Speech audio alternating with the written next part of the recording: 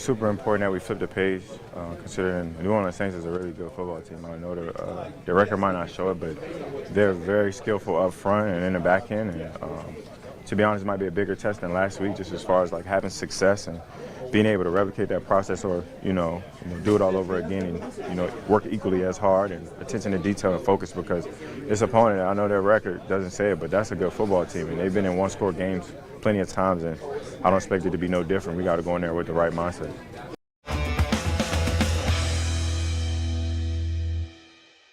His message of don't be overlooking the New Orleans Saints. The message is loud and clear. You can't overlook anybody in this league. Did you watch the Giants last night just absolutely torch the defending champs in the Philadelphia Eagles? Come on. Like, this is any given Sunday. And look, I mean, Keagan, I can't count the number of times this season already where we've all kind of been like, oh, well, this is going to go this way. And then all of a sudden it goes sideways real fast. Yeah, I mean, if you looked up trap game in a dictionary, it's this one, right? It's got it written all over it. You're talking about a team coming off a really emotional win against Buffalo on the road. They're going to be going back on the road to face a team who had an emotional victory at home, who's staying at home. I mean, you mentioned it. They're the team that just beat the crap out of the team that beat the crap out of the defending Super Bowl champions. So they are not to be taken lightly. Stephon Diggs, we've been talking about it for a couple weeks now. His maturation process, second to none. He sees it coming before it's coming. He knows what to expect this week in New Orleans.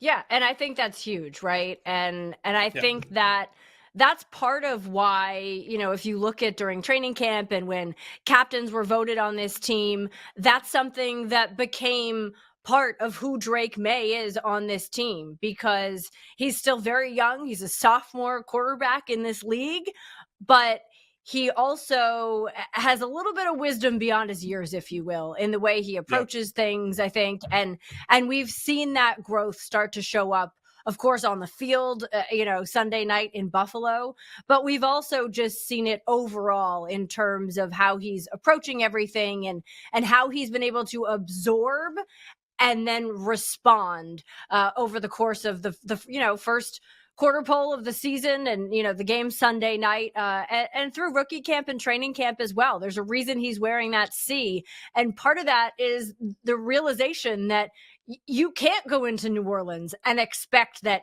you're not going to play a sound 60 minutes of football and have a way to walk out with a W against the New Orleans Saints. So, look, it obviously beneficial for this team that they have Drake and that he has learned those lessons and he's heeding those lessons. I'm sure the message isn't any different from Mike Vrabel. He knows just as well. We've heard it throughout the week. We hear from the same people every week, right? It's Vrabel. You hear from McDaniels, Jeremy Springer, the special teams coordinator, Drake Maye. They've all kind of said the same thing, where they realize that they're playing a team that's a lot better than their record would indicate, and they're going on the road in kind of a difficult environment. It's the Superdome. Everybody's played there before. If you're in the NFL, you've probably played there.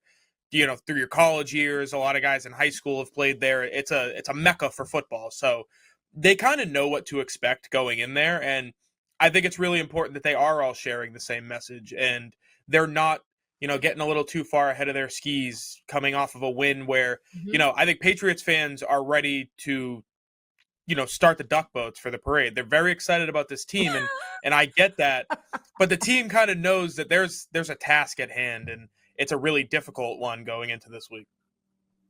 Yeah, and by the way, it's week 6. Like, I mean, right? If you go back a ways, right? It's like the season starts after Thanksgiving, right? I mean, how many times did we hear that? So the reality is, it's in the early going of the season, but every game counts in this league when you talk about trying to find your way into the playoffs, and one game can make a difference, right? And at this point, you have to win the games that you're expected to win.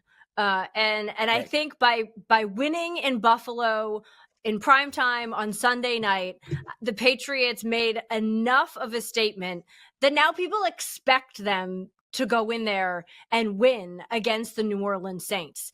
And they have to do that because, again, those are the games that you have to take advantage of. It's something new too. This isn't like a lot of young players on this team, a lot of players who are coming from, different programs. They're not quite used to being expected to beat teams and trying to carry over these winning streaks. You've won 2 in a row. If they win this one, it's 3 in a row for the first time in 3 years. And 3 years is a long time in the NFL. It's longer than the average NFL career is. So there are guys on this team who have literally never experienced what it's like to win 3 games in a row. They've never experienced what it's like to be favored going on the road, like we said, against a team that's better than their record indicates. So, we'll talk about throughout the year all of the new experiences that they're going through. And I think that's the most important thing. If you take a step back from a 10,000 foot view, we have to remember that the expectations, when it comes to wins and losses, really shouldn't matter. It's make sure you get them in as many new and uncomfortable situations as possible. So moving forward, when they're better, on paper, and they're expected to win more games, they've already gone through it and they're ready for whatever challenges that they end up facing. So I think this is important. Obviously we'll see what kind of team this is this week going into what I think we both agree is a trap game.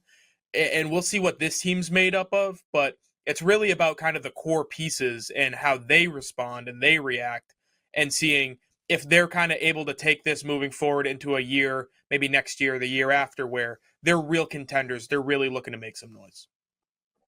Yeah, and I think it's one of those things that sometimes things turn around real fast. I mean, look what the Washington Commanders did a season ago, right? Their magic carpet ride of a season. There was a huge investment into this Patriots team, during the off season. So, is there a lot of depth on this team? No. Well, I mean, that's probably their greatest challenge at this point in time is that they just don't have a lot of depth.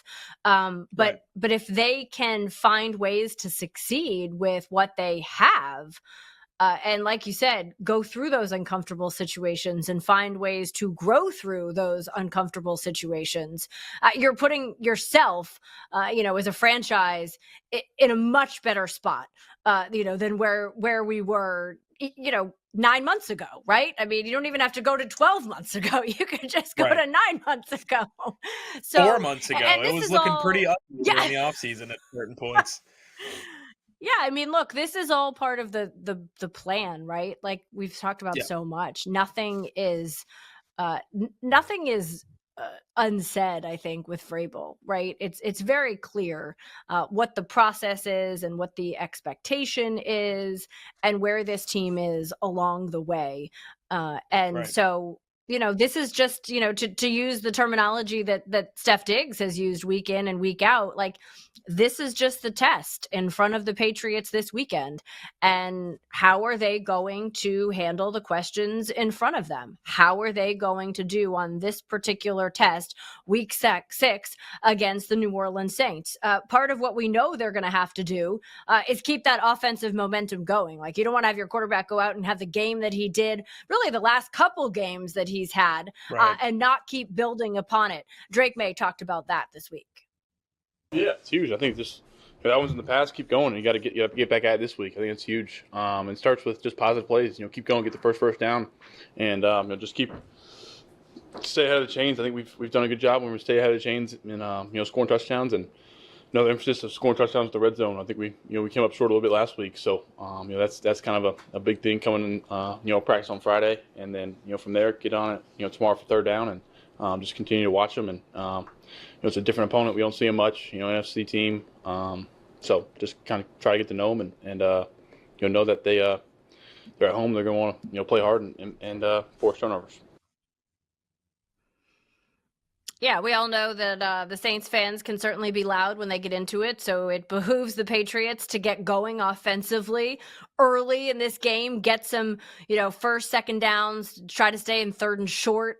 Don't put yourself in these, third and long situations. It's a rule of thumb across the league, but I think especially beneficial on the road in a place that can get loud. The Superdome, as you said, it's a mecca for football, not always an easy place to play, and fans fans finally got a taste of a win, with Spencer Rattler as their Right. quarterback. Defensively, what do you expect them to throw at New England here? I mean, obviously the thought, I think, around the league after watching Sunday night is going to be, all right, we got to make sure we probably put 2 on Steph Diggs. Don't let him beat us, which means, to me, the Patriots are going to have to get this run game going, and they're going to have to do it early and often. Yeah, they're kind of stuck between a rock and a hard place because they're going to roll coverage. They're going to try to take away your top wide receiver and your tight ends, because that's what Drake Maye likes to go to, right? Diggs, Hunter Henry, Austin Hooper. But then if you're going to run the ball, they're also the team that forced 3 fumbles last week, and you're the team that fumbles more than anybody else in the NFL. So you're going to have to hold on to it. It's really difficult. And I think the first thing that I think of, when I look at that defense is they have veterans on all 3 levels. Cameron Jordan's a guy we mentioned on Wednesday. Justin Reed is a good veteran safety. Demario Davis is one of the best linebackers in the NFL, and he has been for a decade. So all 3 levels, they have veterans coming back. It's insane. There hasn't been a fall off yet, so I don't expect it anytime soon. And they've surrounded all of those guys with young talent. Jonas Sanker's a really good young safety. Kool-Aid McKinstry had the game of his life last week, and he seems to be coming on a little bit. Brian Brzee, they've got some solid depth on the defensive line. So it's a better unit than you would think. Just looking at the Saints and looking at their record and kind of the way they played early in the year, I think first and foremost, they're going to run zone coverage. That's just what they do. It's what they've always done, and they're not going to move away from it anytime soon. And that really means Stephon Diggs, go find the soft spot. Austin Hooper and Hunter Henry, give us something up the seam. Ramondre Stevenson, I know people, we might get into it later with the mailbag. People do not want to see Ramondre Stevenson. They don't want to see it, but he's the only guy that can kind of run those option routes out of the backfield in this offense. They need him in this game. Yeah. They need him, and he's their only do-it-all guy in the backfield left. You would have hoped that Antonio Gibson could have done that, but he's out for the year. So really trusting your veteran playmakers, will say, running backs, receivers, tight ends, to make it easier on Drake Maye. Go find a soft spot. Go get your 4 or 5 yards on every play. Stay ahead of the chains like we mentioned earlier, and avoid shooting yourself in the foot, because the only team that can beat you when you're on right now is yourselves. Is yourself. Yeah, no, it's so true. I mean, we've said it all season, and the bad and the stuff that gets you beat. That's just the reality. And the Patriots you can't do that any week. I mean, I think I'm hoping they learned that against the Pittsburgh Steelers. But you really can't do it. It's just too costly.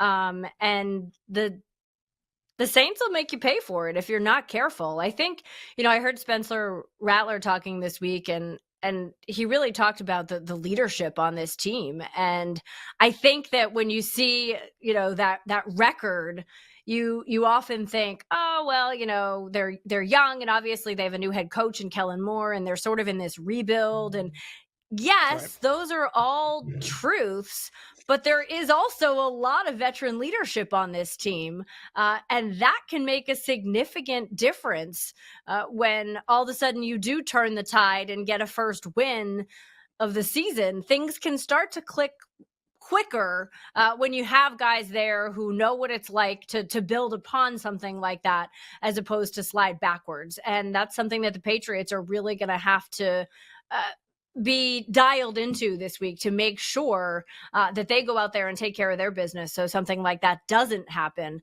for the New Orleans Saints. On the other side of the ball, look, I mean, they have a young quarterback as well, who was desperate to find a first win in this league because he had waited a long time to get it.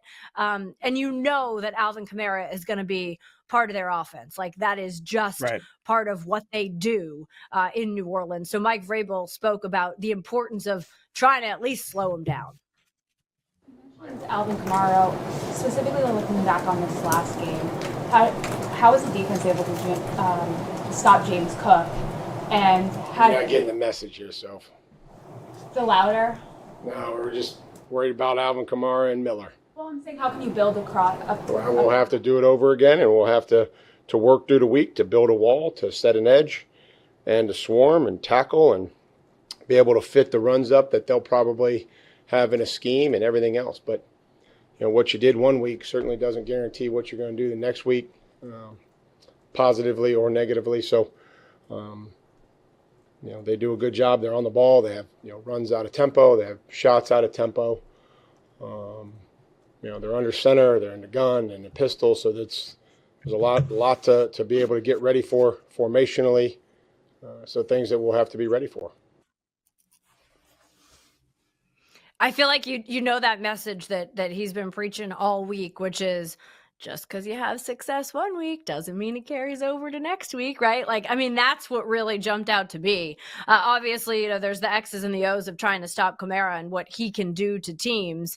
But the reality is it's you got to get ready for this week because nothing else matters, Keagan. Yeah, he's such a teacher. Obviously he's a coach for a reason. He's teaching people how to ask questions at this point. He's cutting people off. Like, I know what you're getting at. Let me just give you the answer. We're not gonna waste any time. So I think it's so interesting kind of how they're gonna have to approach this week, because at a certain point, we talk about Jimmys and Joes versus X's and O's, and can you scheme up ways to stop certain guys? But at the end of the day, Rashid Shaheed ran 23 miles an hour last week, and Chris Olave ran a 4.340 at the combine. Do you have guys that can keep up with them? That's the question, because if you don't, you're going to get beat. And last week we saw the Giants just did not have anybody that could keep up with those guys. The Patriots do, obviously. Christian Gonzalez, best of the best, and Marcus Jones, one of the fastest guys in the NFL, so he might have a more elevated role playing this week. Maybe Carlton Davis coming off of a knee injury, a little bit older. Do you want to kind of roll him off of those two guys? I think those are the X's and O's decisions you'll have to make. It's kind of who is going to be tasked with this really difficult job. But they have the guys to do it, and that's really all that it's taken to stop the New Orleans Saints offense in the last 3 years. Do you have the guys to stop the really fast guys they have? Can you have somebody cover Alvin Kamara out of the backfield? I don't think anybody really does. Like, it's kind of an impossible task, but you got somebody that can slow him down a little bit, you'll be all right, because they're going to make mistakes. They have a young quarterback who I think Vrabel threw a little shot in there earlier this week where he said, they asked, what does he do well? And he was like, well, he runs it well, because he's the guy that the second his first read's not there, he's tucking it and he's trying to go. Yeah. And I think that was a little bit of a shot, kind of, he's an athlete. He's not very good at playing quarterback, but he's a good athlete and he can run. So it's another example of, if you can keep yourself from getting beat, as long as you have the right guys in the right place at the right time, I think you'll be fine. This offense isn't very daunting, but we've seen Kellen Moore do it. We've seen the Saints do it, back in the days of Sean Payton. They can scheme up a few things to keep this game close. And if you do make that one mistake, they'll take advantage of it. Yeah. And look, I mean, I think we're a long way from Sean Payton's Saints at this point. Right. I just think that this is a different team. It's just, that was, and they had so much success, obviously, with him and Breeze and all of that. But we're in a new era for the Saints. And Kellen Moore obviously is really just trying to put his stamp on being a head coach in this league. He's never done it before. This is a first opportunity for him, obviously. So that all plays into it as well. You talk to guys who sit in that seat for the first time and they're like, oh yeah, all of a sudden, things come at you fast, no matter what you have in terms of background. But look, so significant for them that they got that win, that they have some of that leadership that we talked about in terms of veteran players. And they have ways to beat you if you're not careful. So to your point, do the Patriots have the players who can go out there and make the stops? Yes. They just have to execute, with the task that is at hand and has been put before them, and installed throughout this week at practice. We'll talk about some of those guys who are keys to the game, positions that we're watching still ahead here. We're also going to go boots on the ground to New Orleans when we come back. Foxborough Rush continuing right here on your Friday. Coach Staley does a great job. He's done a great job ever since he kind of took some, obviously, the stuff from Vic, and he's kind of, he's got his own flavor of things he does schematically, certainly in their first year. So they're kind of getting familiar with their personnel and the fit. They're playing really well in a lot of phases. So physical front, very tough, big guys on the edge. 90s really becoming a really good player inside in all three downs. The linebackers certainly are very active, instinctive. 56 and 94, between the two of them, they got way more experience than I do in the National Football League. So those two guys seem to know when things are happening, when they're coming. You can tell how much communication that they're involved in on the defense. So secondaries, tight coverage, good disguise, challenge you with pressures on third down. So they do a great job, always have. And this group is a group that we're certainly getting familiar with, and excited for the opportunity to go play another game on the road. Josh McDaniels calling out some of those Saints veterans that we have talked about here this morning on Foxborough Rush. Demario Davis, Cam Jordan, of course. And we say hello and welcome to Luke Johnson, who covers this team. Luke, great to have you here with us. Thanks for making some time.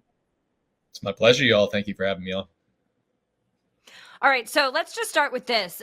Big win for the Saints last weekend, getting that first W with Kellen Moore there as the head coach, getting that first W for the quarterback and Spencer Rattler. What did that mean to this team?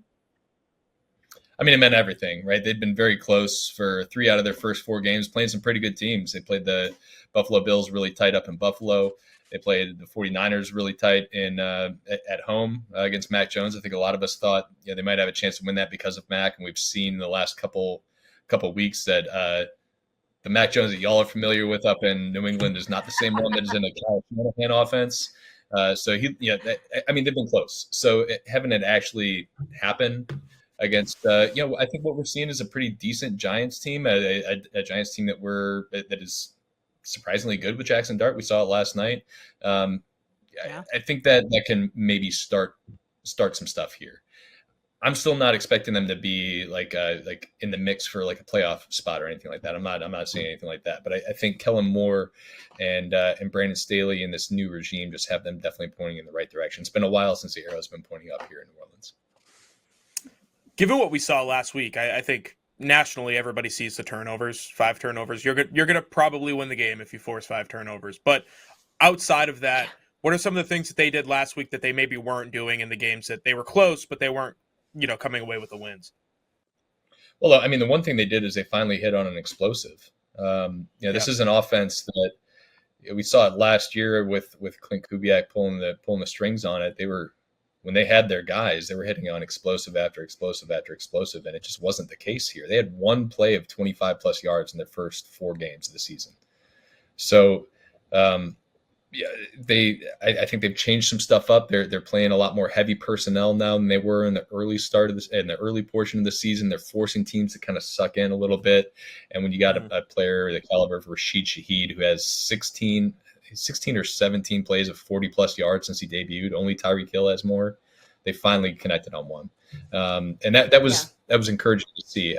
Their offense is still a work in progress. Spencer Rattler's been a lot better than I think a lot of people outside of New Orleans anticipated he would be. But, they turned the ball over 5 times last week. They got 6 points offensively off those turnovers. They scored 1 touchdown last week. So they're still finding their rhythm. But I think, we're seeing the run game take a little bit of a step forward. We're seeing Spencer Rattler continue to avoid the negative plays. And if he can hit on some more of those explosives, it can actually be a pretty decent offense. Yeah, you said maybe he's playing better than what a lot of people anticipated he would play. There was obviously a quarterback battle going in. It went right down to the wire, Luke. I mean, I don't have to tell you that. But once he got the job, how would you describe his play thus far this season? It's just been such a drastic step forward from his rookie year, which is why I think the expectations were so low on the Saints.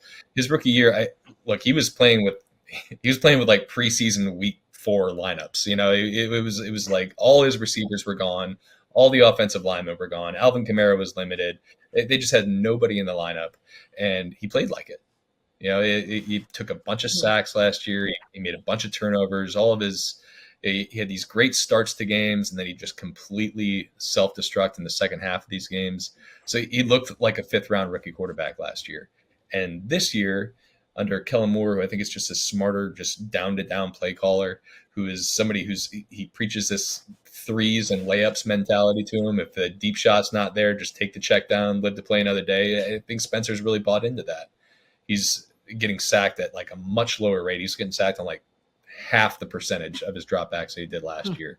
He's only got 1 interception this year, though he has had 2 taken away by penalties. And that's really the thing. He's just operating the offense. He's not making any mistakes. He's not making a lot of big, crazy good plays. He's missed a lot of potential touchdown throws.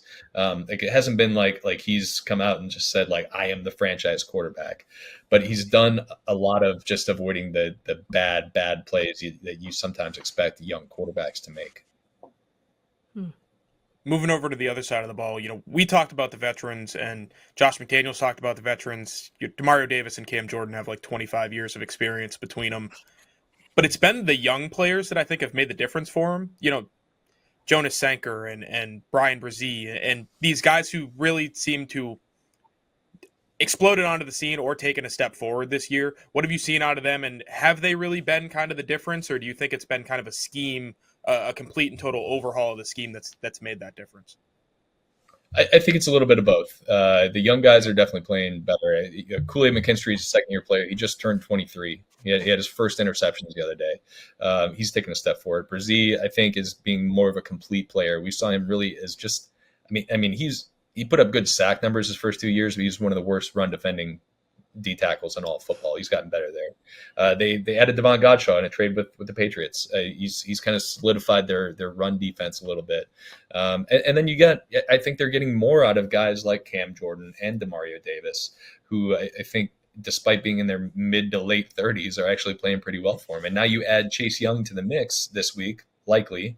We don't know the injury report yet on Friday morning, but it's looking like he's going to play. And guys like he was looking like the Chase Young we all expected him to be when he was coming out of college in training camp. I think Brandon Staley knows how to use that type of player. So we'll see. I mean, people have said that about Chase Young for probably like 6 or 7 years, and has just never put it together on the field. But I'm looking forward to seeing what it looks like with him out there. And then you brought up Jonas Sanker. He's somebody who, I thought would find a role on this team in some capacity, like as a power slot defender or something like that. He's a great downhill player, but I didn't know he was like in coverage. Then he goes out and he picks off Josh Allen. It's the first interception Josh Allen threw. He's breaking up passes left and right. He's always around the ball. He is like a really instinctive player, a really physical player. He's a lot of fun to watch. If you're a Patriots fan watching this game, just be on the lookout for number 33. He's just a fun young player, and he's somebody who, he's made his mistakes at times, but he's like part of the reason why they feel good about this defense moving forward. Luke, I'm curious, can you just take me inside the locker room and what the feel is this week, what the guys are talking about, after getting a win, but knowing, as Mike Vrabel said, up here this week, that doesn't matter. That's history. What we did last week, it actually doesn't translate to this week. It is a new week. We got to go do our thing again. I'm curious what the feel is there in New Orleans now that they were able to get a W. Yeah. I don't think I think they're realistic about what their team is this year. I think they understand that. Getting the win was really, really huge for those guys. I mean, they were just not having very much fun those first 4 weeks, especially guys like Cam Jordan and Demario Davis who were like, yeah, we're close. Who cares? We're 15 years into our career. We don't want to be close anymore. So like, I mean, those guys like the vibe has definitely been different in the locker room this week. They're having a little bit more fun, I think, but they understand that this franchise is at a point where they're trying to basically build from the ground up. So like, I don't think they're going to go into this with any sense of like false confidence or anything like that. But I do think that they believe in what Kellen Moore is selling, which is, frankly, that was kind of the knock on Kellen Moore coming in, right? Could he get the guys to believe in him, because he's like a very quiet guy. He's not like the movie head coach who's like screaming at guys, getting in their face or whatever. It's like he's just got like this, like, hey, this is how we're gonna do it. I'm gonna take care of you. You guys take care of me, and we're gonna get through this stuff together. I think they've bought into that, but I'm positive they're not like looking at this like, hell yeah, we got that one. Let's string this together, get like 13 more here, and go make a Super Bowl run. I think they understand where they're at. I'm always curious, when we talk to people from the other side of a matchup, kind of how they view New England and the Patriots, because for 3-4 years now, it's been, I don't really know what's going on over there. It's not the team that we're used to, but it seems like it's moving kind of back into that direction. What have you seen just in preparation for this game out of the Patriots, and some of the good, some of the bad, some of the ugly? Yeah, I mean, look, the last time I went to New England was a 2022 season, I think it was. And that was the death of Mac Jones. Dennis Allen's first year, and they beat him 34-0. I think Mac Jones had 3 turnovers, and that was the stage. That was a stage the Saints were at last year, right? Where you're just like, oh, this team is bad. They've got nothing to work with.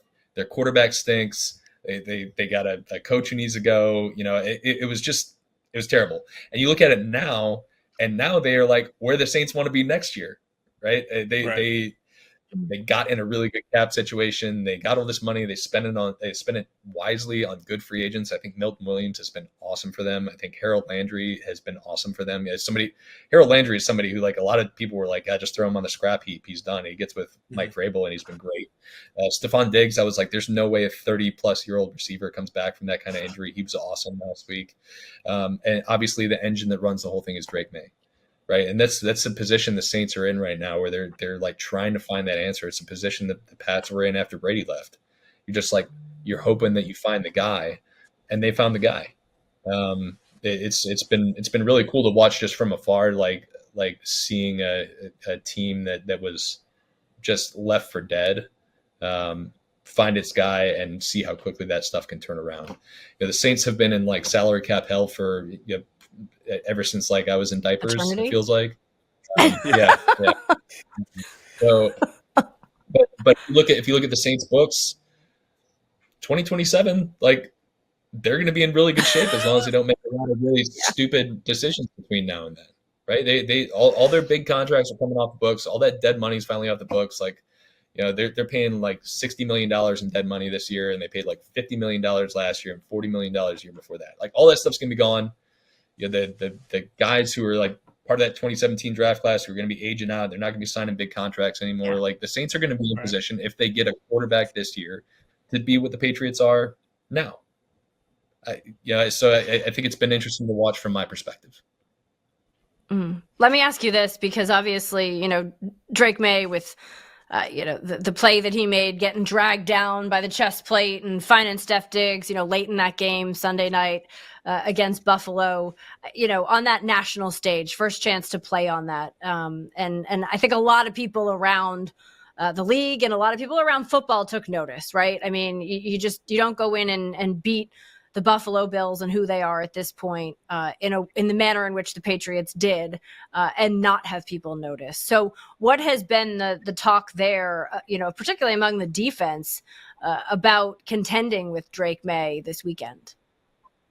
Well, the funny thing is, like, he is exactly like the type of quarterback they have traditionally not liked to face.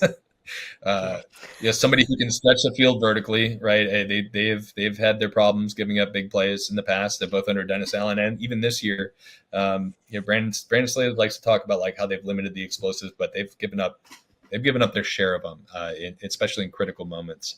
And then to me, I mean, the biggest thing that he does that is going to just drive the Saints nuts is his escapability, his mobility. And to do it at 6'5" and whatever, 220 pounds, however big he is, that's going to give him problems. Like consistently over the years, this defense has just really, really, really struggled against mobile quarterbacks, guys who could extend plays and who can pick up yards on the ground. Even Jackson Dart last week, I think Jackson Dart might have had 50 yards rushing in the first half last week.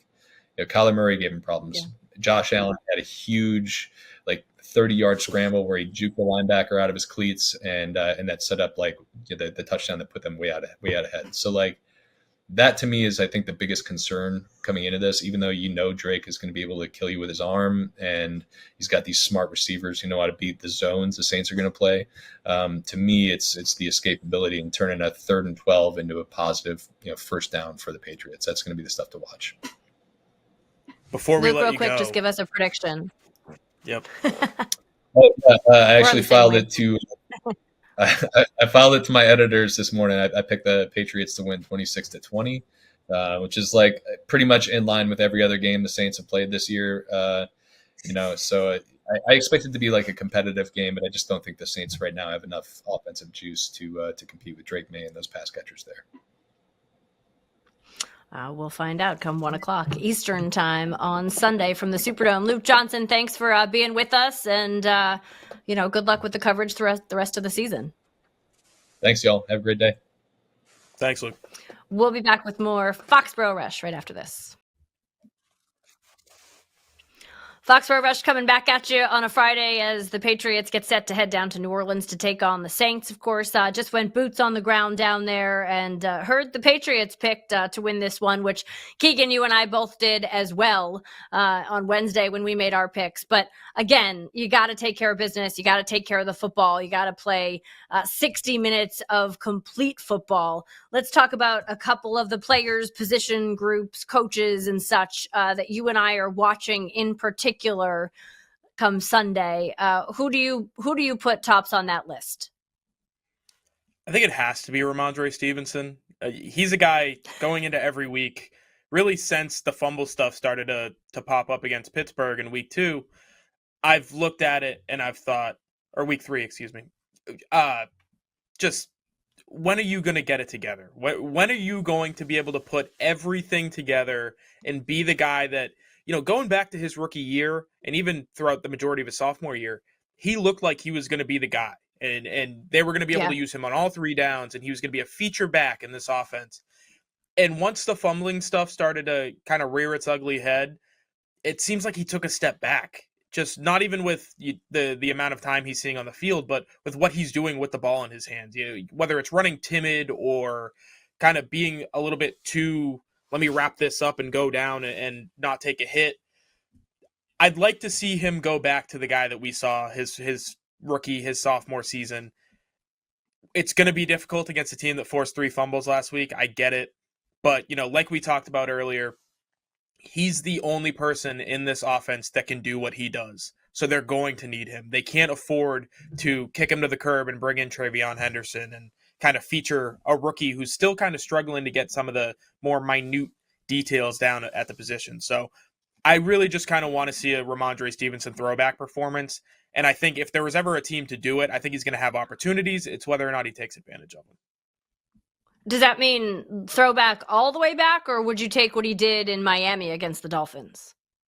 I mean, I'll take what he did in Miami, right? Because we saw that's the throwback performance I'm looking for. It's take what is available on the ground, be an outlet for your quarterback, be good in pass protection. That's never been an issue. He's always been good in pass protection. Yeah. It's running routes out of the backfield. That wheel route we saw against Miami, you mentioned Miami, and that's the first thing that came to mind, right? He looked like what we saw 2-3 years ago. So If he can just Yeah, kind of like get back to vintage that, Ramondre, if you will. Yeah. right? Yeah.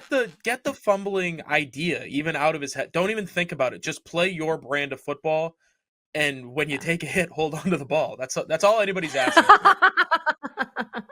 Hold on to the ball. Yeah, I don't disagree with you. He's on the top of my list too. I just think that we've said it so many times, but the Patriots need him in order to achieve what they would like to achieve this year. And they need it to be consistent, right? Like not just sort of this, what are we gonna get from Right. our key back week in and week out. So I think he'll have the opportunities this week. I want to see him make the most of the opportunities this week. And and I want to see it early, right? Because you got to get that ground game going. I think it opens up everything in the pass game down the road. I think it is so significant for this team in particular. So Ramondre tops my list. I'll give you my second just because it's related. I'm curious with that whole running back group. Like I'm watching to see exactly how that's all going to shake out. Obviously, because they're without Antonio Gibson. Lost for the season with the ACL, which you hate to see. But what does that mean they're going to do? Is it going to be TreVeyon Henderson, who has a larger role in this offense? I don't know. Like based on what I heard this week, I'm not entirely sold that that's going to be the answer, because I feel like the thought is that there's still some growth that needs to happen there for him.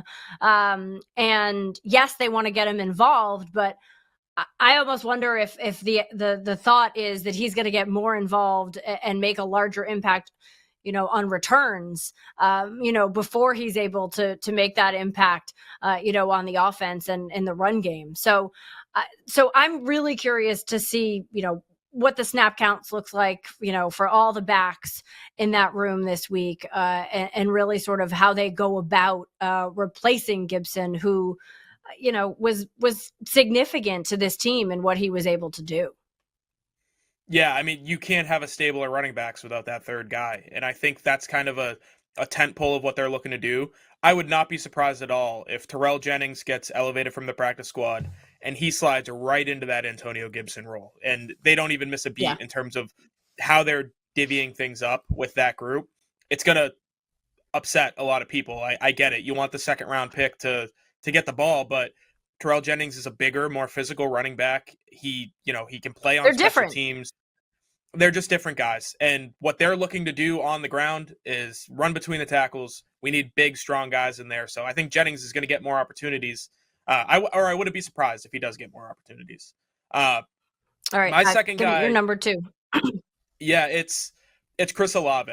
And if you know anything about me, some of my former co-hosts on this show had to hear me spew, sweet nothings about Chris Olave, because he's perhaps my favorite player in the NFL. I enjoy watching no one more than Chris Olave, and he's taken a little bit of a step back this year in New Orleans, and I wonder if that's going to lead to something, coming up at the end of the month with the trade deadline. The Patriots are, they have the whole world in front of them. We talked about it. If they don't go 4-1, 4-2 maybe in the next 6 games, it'll be viewed as a failure. And then you're coming up in the deadline in 4 weeks. And if you're in a position to where you can make if you could take advantage of teams that are selling and make a run at the playoffs, I think they're going to do that. And I think Olave is going to be on the trading block. He's going into his 5th-year option next year. So it's a high number. The Saints are going to want to get out from underneath that money if they don't feel like they're ready to compete. Send him a 2nd, 3rd round pick for a really good and talented young receiver who's had his struggles, obviously staying healthy, but he's so good, and he would provide something that the Patriots haven't had in a very long time, and that's a vertical threat. We thought Stephon Diggs might be that guy. It's not him. He's great, but that's not what he's bringing to this offense. And if they want that, if they want it right now instead of trying to develop Kyle Williams into that role, it's Chris Olave, and I think they can get him for not too hefty of a price.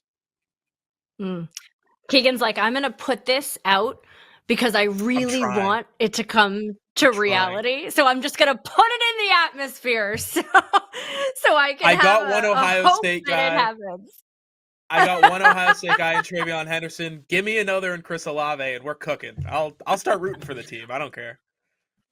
Hey, I mean, you got a head coach that's not going to disagree with you there. That's for sure. Right. That is for sure. All right. Third player that you're watching. I'll just give you mine. I'm watching Christian Gonzalez in this one. I thought it was interesting this week at practice. He kind of at the beginning was off to the side doing his own thing. Yeah. And the cornerbacks coach, Justin Hamilton. Talked a little bit about it, just saying how, they're giving him that time and that space to do what he needs to do to get ready for when they get up to the speed work. Right. And that's by design, obviously. Mike Vrabel with a hand in this, no surprise there.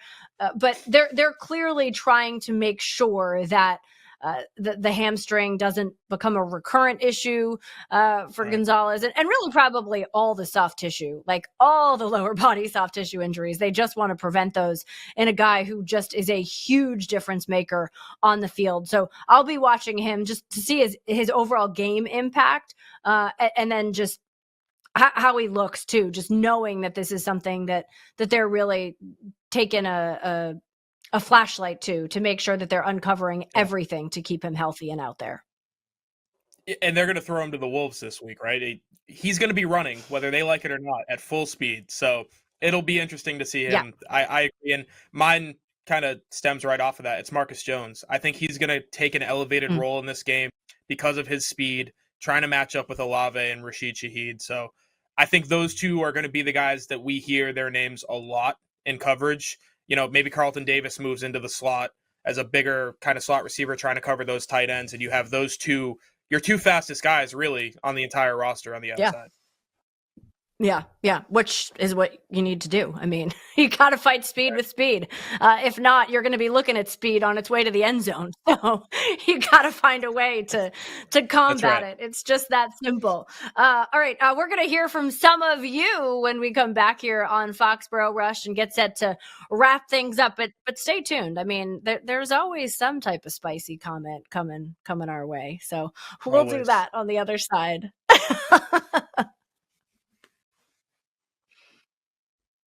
Foxborough Rush coming back at you on a Friday afternoon, morning, almost afternoon. I don't know. It's all kind of a blur when you stay up and watch a lot of football. Let's get to some of the comments here, Keagan. These are always fun, right? It's fun to hear what you guys are thinking as you're watching this Patriots teams. But... Okay. All right. Fine. Always is probably a stretch, but all right, let's do it. Let's do it here. I feel like part of the challenge here, by the way, is saying the name of the person, like the handle, is always tricky. I will go with always on that one. I agree with that one. So this one YouTube. This is right? It's insane. YouTube makes you put 47 numbers into your handle, no matter what. Like it's Stephen blank 7239640, and that's all of them pretty much. Yeah.